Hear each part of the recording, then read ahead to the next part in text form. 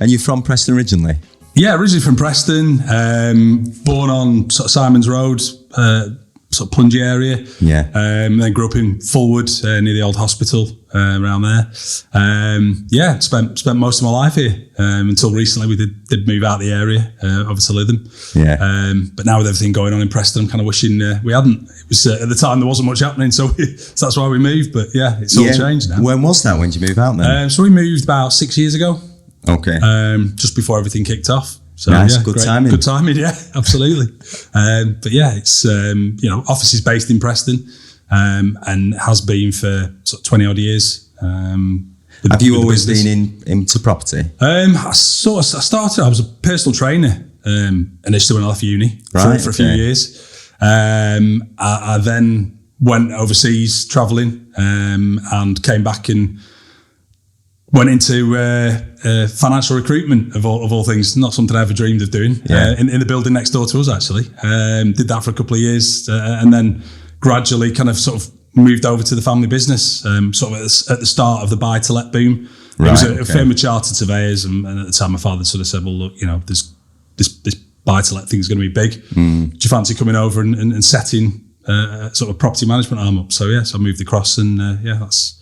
Was this in Preston or? So this was in Preston, yeah. We had an office in Blackpool and an office in Preston. So I started at the office in Blackpool for a few years, and then moved over to the site in Watling Street Road. And then about 6 years ago, we moved to opposite the Black Bull in Fulwood. Oh, right, and been there ever since. Nice. When was it you started then in Preston? I imagine it was a time when Preston was less popular as an investment. It was, yeah. I mean, we started in Preston, I'm thinking now, probably...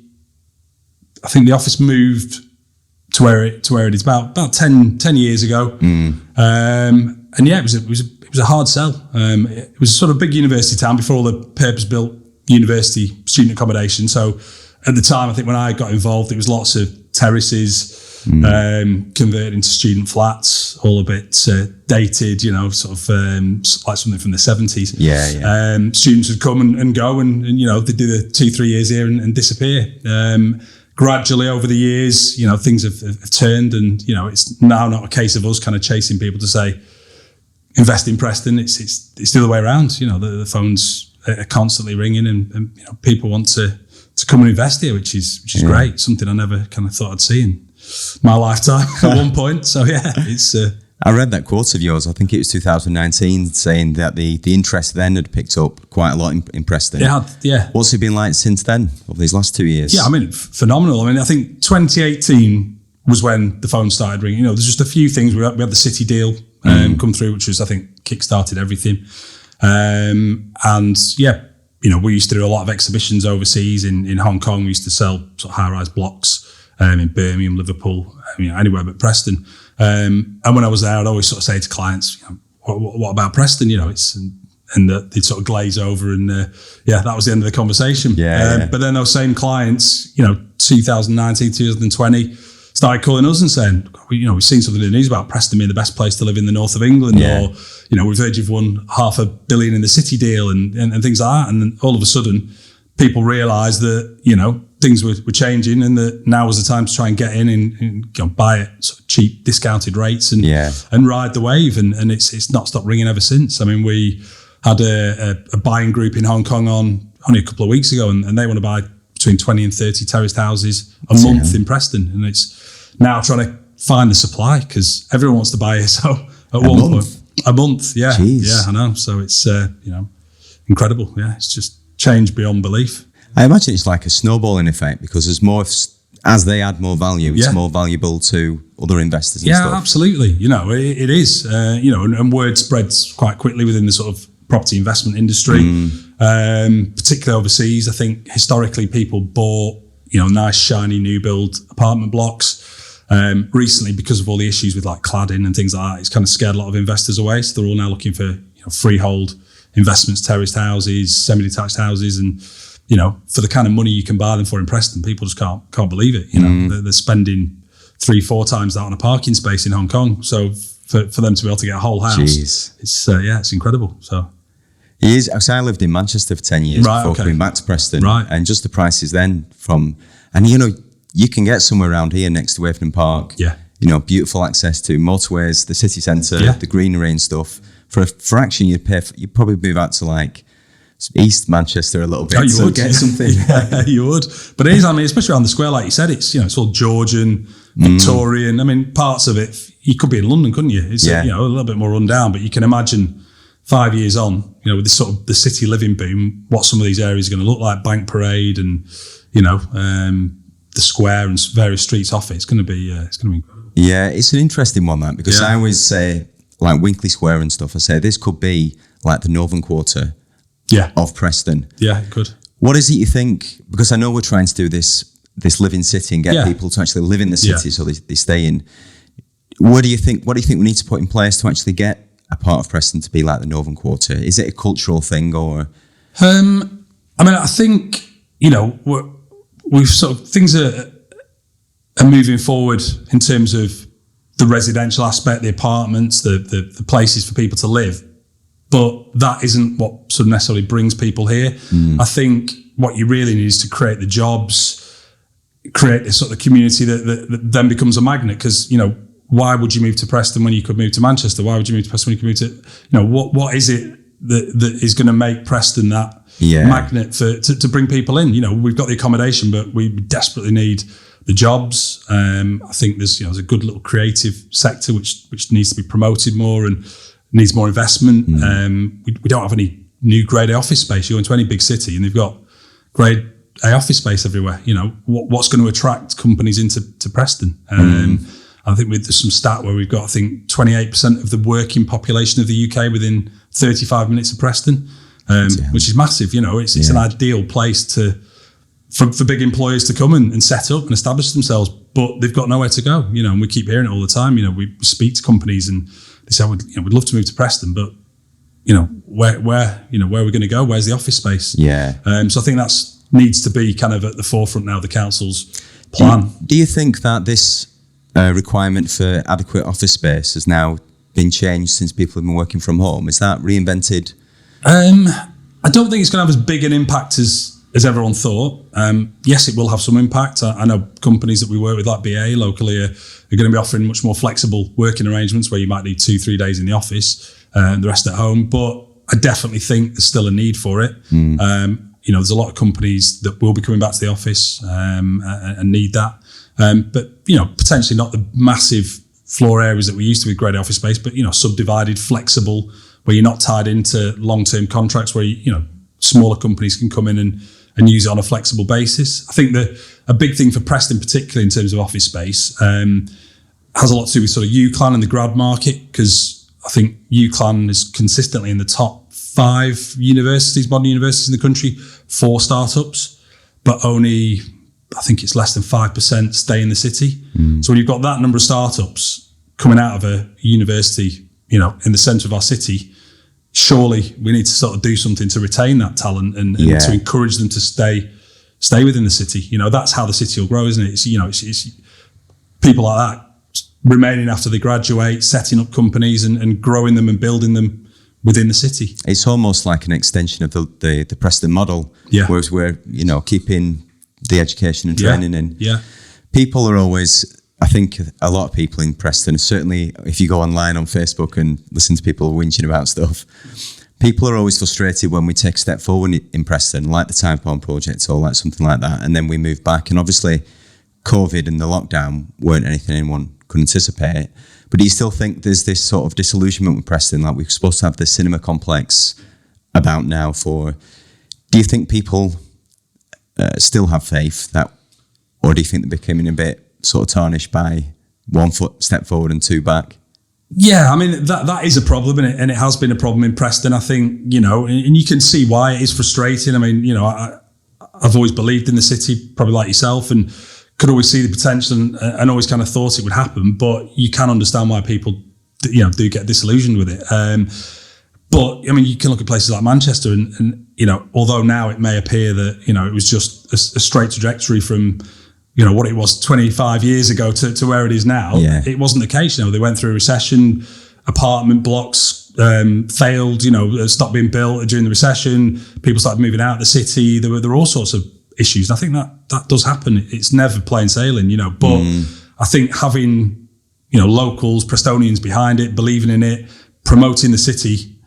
You need that, it's kind of a self-fulfilling prophecy. If everyone says, listen, Preston's a great place, it's going places, people outside of the town and the city listen, don't they? Yeah. There's me calling it a town again. You've got to try and change that concept. I mean, that it's a city now. But yeah, I think it is. It's just keeping that positivity and selling the city. If we want it to change, it starts with us, doesn't it? We've got to make the change, make the difference, and yeah. It's like people are waiting for permission to believe in the city. Yeah. Yeah. And they're always making the comparison between Manchester and Liverpool. But I think we're not them, but we've got something completely different. We got Haven Park in the middle, Winky Square. We got all this. Yeah. We got the multitude of different eras of architecture in the building stuff, the Harris and stuff like Absolutely, that. Yeah. I think it was a really good point. We should never compare ourselves to Manchester and Liverpool. We're never going to be Manchester and Liverpool, but we do have a really unique kind of proposition here, don't we? And I think there was something that I've read about recently in the press where it's a new concept called the 20-minute city. And it's like a smaller version of your big city where everything's on your doorstep. You've got your healthcare, your schooling, your parks, your transport link. Everything's within a 20-minute walk or cycle ride. And Preston's perfect for that kind of concept. And I think that's, again, something that the council should possibly look into more, because I think, Preston can, and I think it just feels a bit sort of rudderless at the moment. There are some great things going on, like Stonygate project and the Markets Quarter and things like that. But it's a little bit sporadic. It doesn't feel like it all sort of gels at the moment and cohesive. Yeah. And, I think we need to have kind of like a mission statement for Preston. Who are we? Where are we going? What are we going to do? So that people investing in the city can kind of buy into that vision. It doesn't feel like there's that sort of complete package, does it, at the moment? Yeah, I think it's exactly that. There is no vision that we're aiming for. And I think if we, maybe it's a little bit off topic, but it's like in Manchester when they had the bomb and stuff like that, and everyone then was so like, this is Manchester, we're going to rebuild, stuff like that. Everyone had a central focus. I'm not suggesting we need a catastrophe or anything, but clearly we need some sort of central focus and identity to say, this is what Preston, it's proud Preston, and we've got greenery and we've got X, Y, and Z, and this is where we can take it and where we should be aiming for. Because otherwise we are sporadic and... Well, it is, isn't it? I mean, you can't, it's like in any business, if you don't have a goal... You can't score. Yeah. Exactly, yeah. But it is, there's so much potential. It's just frustrating trying to sort of bring everything together. And I think in Manchester, they've got someone like Andy Burnham, or, you've got that sort of key figure that, it kind of, promotes the city and everyone looks to and has that vision. And I think that's maybe something we're just lacking slightly at the moment, in Preston. Which is ironic for a city that has such a strong identity of parched peas and butter pies. Yeah, exactly. Yeah. Have you ever found yourself trying to explain what butter pie is to anyone who's not from Preston? Absolutely. Well, I've tried, actually. I've tried parched peas, It's over their heads, I think, most of the time. It's funny, these little things. When I was talking to the potato man, and I wanted him to get in the podcast, and he was telling me that the peas are from New Zealand. There's a long history is that right? of how they come over here and stuff like that. Yeah, I didn't realise. But what's the effects on COVID then on this growth we've seen? So have you seen the housing market, or at least the attraction to it, decline or obey? Or the absolute opposite? I mean, it was bizarre. I think throughout COVID, throughout lockdown, local estate agents we're not on the sales side, but local estate agents I spoke to were all recording record sales figures, and that was sort of during lockdown. I think it was the one thing people could do was sit at home and look on Rightmove, wasn't it? And people were spending inordinate amount of time in the property they were in, and going stir crazy, thinking, we need a change, or we need a bigger garden, or we need an extra room. The market's been flying, and I mean, locally, Rightmove released some stats only a few weeks ago, and I think Preston for the last 12 months had the third highest number of sales in the whole country. Wow. So it says something. And it's same for lettings. I mean, we literally cannot keep up with demand. Families relocating from out of the area, which is a first. Normally, sort of our typical client was just people moving within Preston from one property to another. Now I'd say probably 20% plus are relocating from out of the area, and attracted by lower prices, better quality of life. You've got tons of stuff on your doorstep, haven't you? You know, lakes and Ribble Valley and things. So yeah, it's phenomenal. And I mean, I even had sort of reservations about all the new build sites north of Preston, because I mean, there's thousands and thousands of houses, aren't there? And I remember saying to someone that, you know, they're never going to sell that many. It's just, I just can't see it. And, you know, having gone around sites in the last week, they're all saying that, you know, if they could build the same again, they'd go. They're gone within weeks of completing. So yeah, it's a really positive sign for the city, isn't it? So, yeah, definitely. Yeah.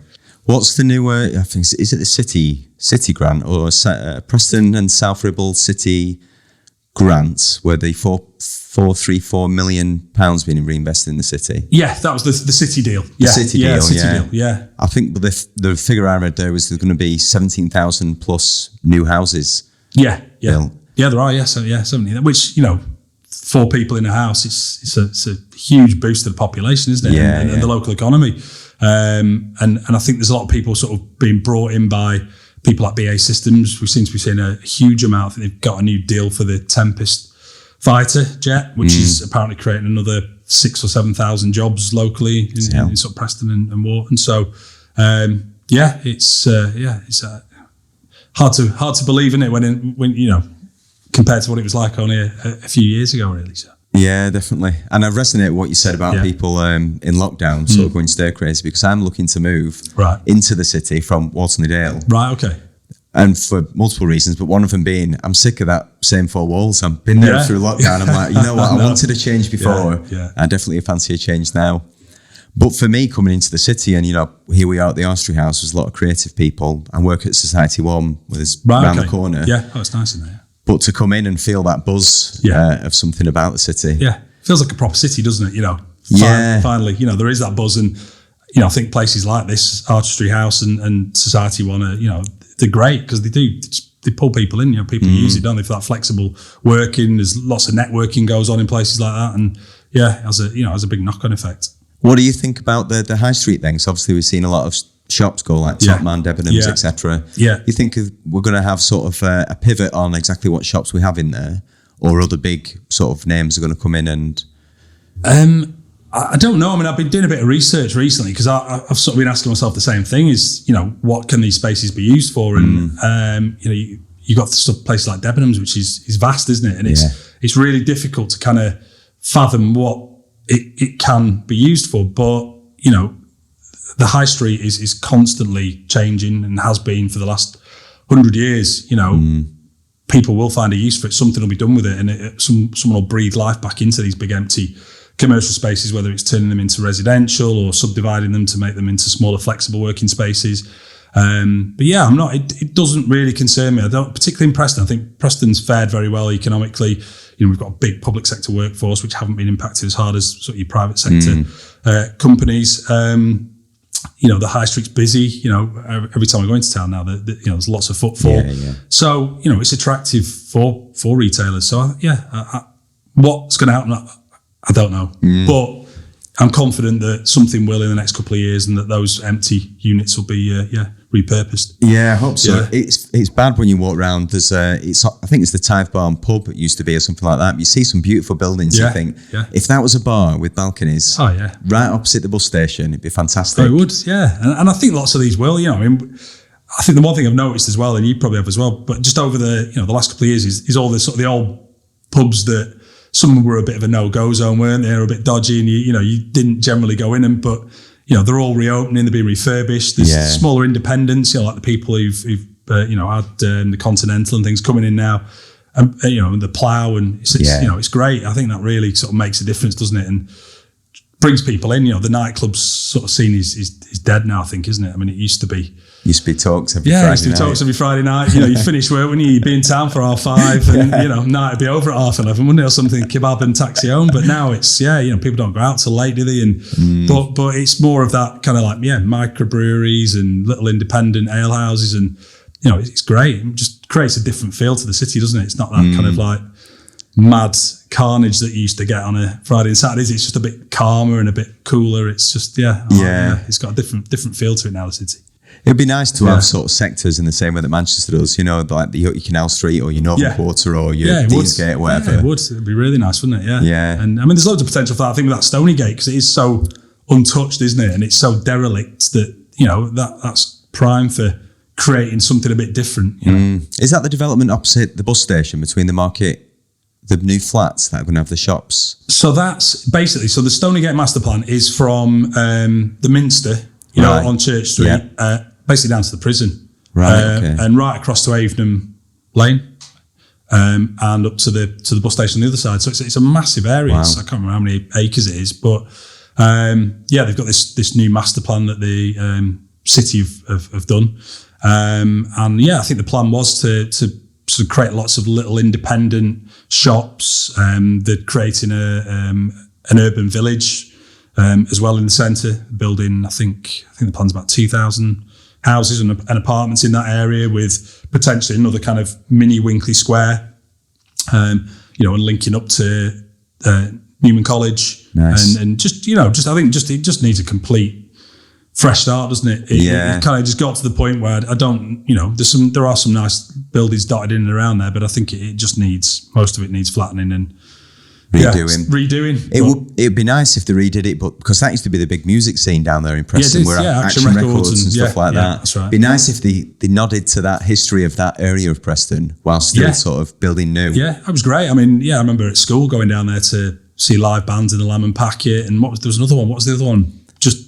Can't remember. There was the Lamb and Packet, it was like King's Head or King's Arms, I can't remember, but it was it was great in the sort of probably early 90s. Yeah, Preston, I think in that sort of from my lifetime, that's when it sort of peaked. Preston, I think it was that early 90s. There seemed to be loads going on. There was loads of live music. There was some good clubs locally, and places like Cheeky Monkeys, and they had Feel on at the uni, didn't they? And there was tons going on, and that kind of just disappeared overnight. It seemed to, but if they could get some of that back, it'd be great, wouldn't it? Yeah. But it's again, like you were saying, we were talking about the sporadic nature of all these new developments. But what we need to be doing is, like you just said then, is tying areas together. So you've got, and it's almost like you're up Adelphi side with the Ferret, or maybe you're on Friargate side, but just string them all together to have an actual network or community. Or definitely, and like you said, I think try and have something different in each area. Have an area that's sort of more for creative industries. Have an area where you've got more live, it makes it a bit interesting, doesn't it? And it means you can then you can have different nights out in the same place, can't you? By going to different areas. So definitely think that's the way forward. It'd be good when the Shankly opens, I think, for the cafes and restaurants around there and stuff. I mean, I think that's something that people don't imagine is ever going to complete. It's I know obviously Ken's had a few ups and downs, the chap behind it, hasn't he? But Ken Wright, isn't it? Sorry, okay. But I think there's been a few ups and downs with his business, but he seems to be back on track now, and I think that'd be amazing. And then you can have the Park Hotel as well, which they've started work on, haven't they? Where's that? So that's literally overlooking Miller Gardens. So if you go down Eastcliff, you've got a huge building. It was the big red one. Yeah, it was. I think it was called the Railway Hotel back in the day, and that's they've started work. It's owned by the County Council Pension Fund, so it's going to be a big hotel, sort of 4-star hotel, conferencing venue, and all the rest of it. So wow, when's that projected for? So I think they've started work. They've cleared the old 70s extension, and I think they're on with it now. I think they had to wait for there's a bridge over the railway. It wasn't sufficient structurally sound to get the big heavy goods vehicles over for the developers. The old tram bridge? No, the old railway bridge. Right. Or is it the tram bridge? Maybe it is the tram bridge. The tram bridge they closed down because it was structurally unsound. That's one over the river, isn't it? It's the one. It's literally down Eastcliff. So I think it goes over the railway line. But that's all structurally sound now. They redid that last year. And they've definitely started work on it. I've seen sort of lorries and stuff go down there. So that'd be brilliant. Be great. And I mean, it'll bring a lot more people into the city, won't it? Just in general at night. I think if you've got lots of hotels in the city centre, people then venture out and then use the restaurants and the bars, and you don't generally want to be confined to your hotel, do you, if you're here for a few nights? So I think that'll be a real boon to the kind of nighttime economy, won't it? And definitely. We had Matt. Not Matt. We had Monco O'Rourke on the podcast. Fino and stuff like that. He's doing a fantastic job in Easthams. He's opened so many though, hasn't he? Incredible. Yeah. I've only been to a couple, but I've heard really good things, and he seems to have got it right. I think you see these restaurants pop up, don't you, all the time, and a few weeks later they're gone, and they just don't get it right. But he seems to get the decor, the food, everything seems to be bob on when he does it. So and it's great having someone like him in the city because it can only improve the food scene, can't it? So attract more people in to do the same thing, hopefully. Well, it's like we had Mark on, but we also had Serena and Paula open Lonely People and Libra on Friday. Right. But to open a cocktail bar in Preston, that's like, proper cocktails. Yeah. I was asking them, was it not tempting just to say, we'll just go Manchester, safe bet? Yeah. But they're like, no, we want it here, and we're from here, and we want to. It's nice to see people who've got so much pride in the city that they're willing to back it with their adventures. Absolutely. And when you put in the kind, it's not cheap to open a bar, is it? So you've got to really believe in the place, haven't you, to throw that kind of money at it. So it's a good sign, definitely. Nice. Yeah. How long do you think it's going to take till we're over this precipice of we're kind of there now? Where we got these cafes, we got these redevelopments. How long do you think it's going to take us? These things don't happen overnight, do they? So I think realistically, I'd love it to be 2 years, but realistically, I think looking at what's in the pipeline, schemes that I'm aware of that I know are, in the pipeline, either through the public sector or private sector, I reckon, 4 to 5 years realistically before it really changes. I think, every year is going to be a gradual improvement, more people moving into the city, more schemes completing, more restaurants, bars opening. But I think, until it really kind of feels like a city, I think it's probably 4 or 5 years. But again, it's not. In the grand scheme of things, we've waited. We've waited this long, yeah. So lovely. Matt, it's been a pleasure. Likewise, thanks very much for having me on. Really appreciate it. You're welcome, no problem. All right, cheers. Ptown Podcast is produced by Ptown Studios, a creative agency smack bang in the middle of the concrete jungle. If you're thinking of upping your content game, be that photos, videos or branding, or if you'd like a podcast of your own, you can find out more on how we can help at ptown.co.uk. Lastly, if you've enjoyed the podcast, please consider leaving us a review on Apple Podcasts, as we'd love to see a little podcast from Preston pop up on the global podcast charts. Thank you for listening.